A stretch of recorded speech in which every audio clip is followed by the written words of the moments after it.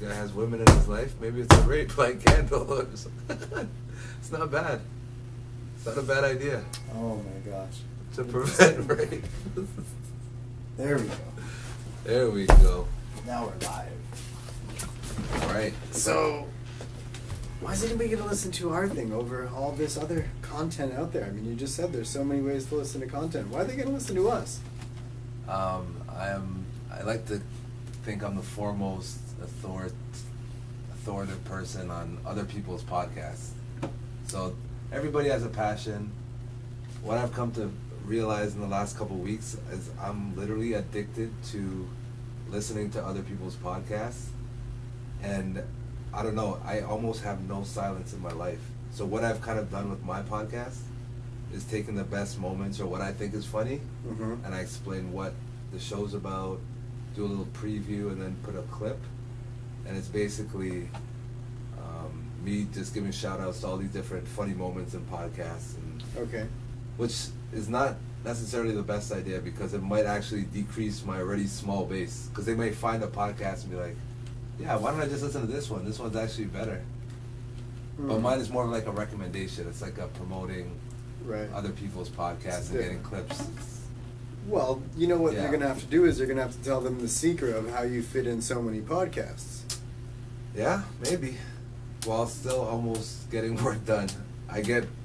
That's almost been a crippling thing too. Like, so much for the drinking, talking about like so much about sabotaging yourself with like substance abuse. Then add on top of that like Podcast addiction. podcast addiction. I'm sure it's not a real thing, but I'm sure I have it. It's a real thing. I'm sure I have it. Then it's real. It's literally, I'm thinking, before I came here, I was like, okay, what podcast am I going to listen to after this? I was literally listening to one on the way here while I was working out, just nonstop. Like, as I'm going to bed, I have my earbuds While you're in. working out, don't you need a little more energy? No. If you play them at double speed, then... No, I don't care. I play that 1.5. Well, that's Sometimes. the secret. Sometimes. That's the secret to my podcast listening to success. But no, I've slowed it down lately, back to 1. I'm listening to regular speed, but I don't know, man. I think it's a real goddamn addiction. I haven't gotten work done for like a week or 2. I can see where it's kind of just overtook me. I don't know. So why I think they should listen to us is because I think, number one, I'm pretty funny. Okay, you're pretty funny. I know what's funny. I'm going to tell these people what's funny, especially in the city, what's going on in Toronto, funny things to do, funny things to check out, which I don't think anybody really talks about, especially on the local comedy scene. Everyone's usually out promoting themselves, so I'm going to tell you what I think is funny in the city. So. And everyone else is just full of themselves. I think so, man. Yo, I watch a lot of comedy. I made a promise this year to go out every single night. Every night. Every single night. I'm never gonna like stay home. I'm gonna at least see one show a night. Like go to an open mic, go to a show, go to someone, support someone else's thing, go to an art show, go to whatever. But every single night doesn't mean I have to go out and spend money. I'm just gonna go out and like force myself to get into the scene even that much more. So That's a good hopefully idea. that speeds up my. I bet it will. Yeah. So it's been interesting going out all these sober nights. I mean, soberish, right? Okay. Yeah, it's just interesting when you're not drinking and you could see everything. Like, I don't know, you just see people in a whole different light.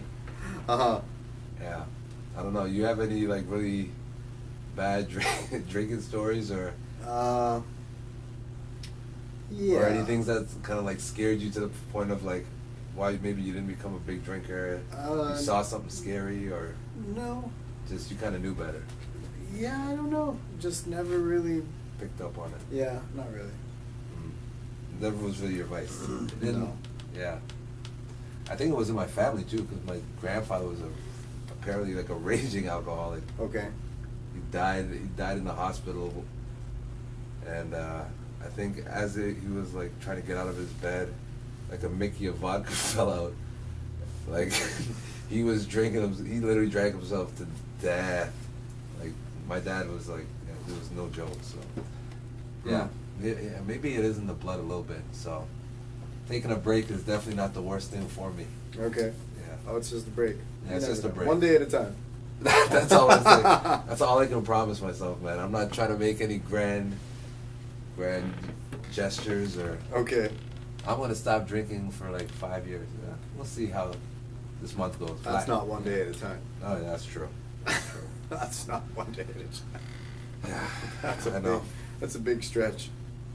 It is. It is. So people are going to listen to us because We're you know funny. comedy. I know comedy. You're funny. I'm not really funny, but you're funny. They're just gonna listen because what else are they gonna do?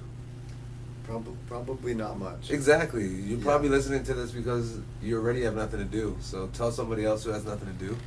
But they should not listen to us while they're jerking off at home doing nothing. That's one time I can't listen to a podcast. Well, I can't listen to a podcast while I'm jerking off. I need either silence or Okay.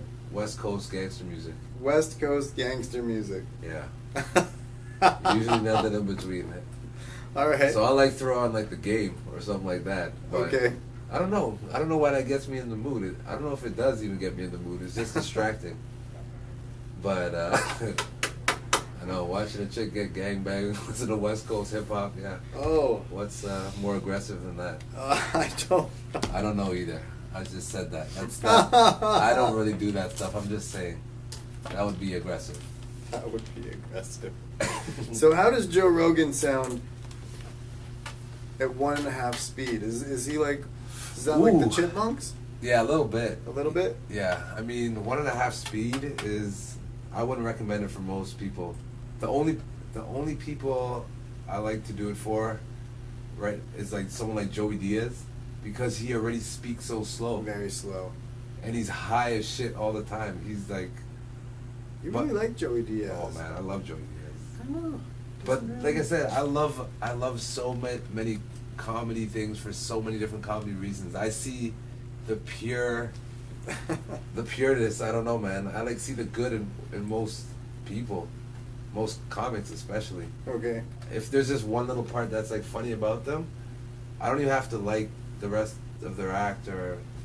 It's like, no, man, they're pretty talented. They have that thing that's pretty good. So you know that alone kind of saves it for me. But yeah, Joey Diaz I like, but he's just crazy. And the reason I like him so much is obviously he's high as hell, and he just goes off on these crazy rants. It kind of spoke to me. I have some Joey Diaz stories actually I could tell you. Did I ever tell you when I went to go see him in Buffalo? No. Okay, so Joey Diaz is basically the reason why I started getting into like listening to podcasts and doing my own podcast. Okay. So he goes to Buffalo maybe 3 years ago, and I tell my buddy, I'm like, hey, we're going down. I'm gonna make a banana bread, just like Joey Diaz. He talks about this weed banana bread. And I'm like, I'm gonna make this strong weed banana bread, and we're gonna eat it. Go down there, watch it, laugh our asses off. So plan is going well. I can handle my edibles pretty good at this time. So I take a big piece as soon as we leave from here. So it's an hour and a half, 2 hour drive.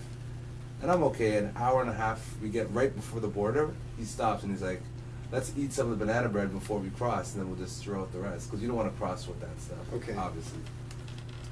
So he has one piece, and he's not a guy who usually eats this stuff. I'm like, hey, that's a lot. Plus you're driving. He's like, no, I'll be fine. Eats a second piece.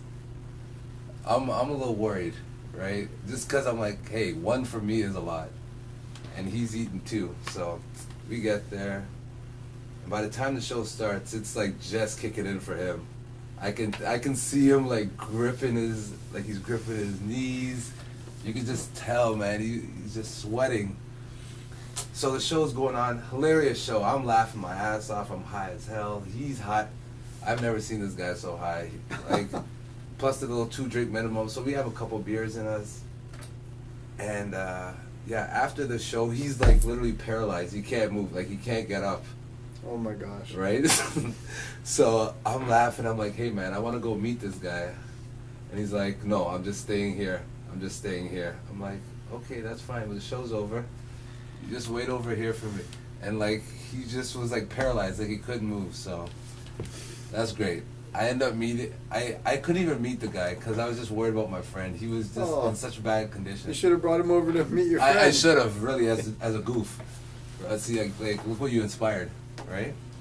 So, anyways, we go to the casino right across from the comedy club in Buffalo, and we get the shittiest pizza I've probably ever eaten in my life. It's like the worst slice of pizza.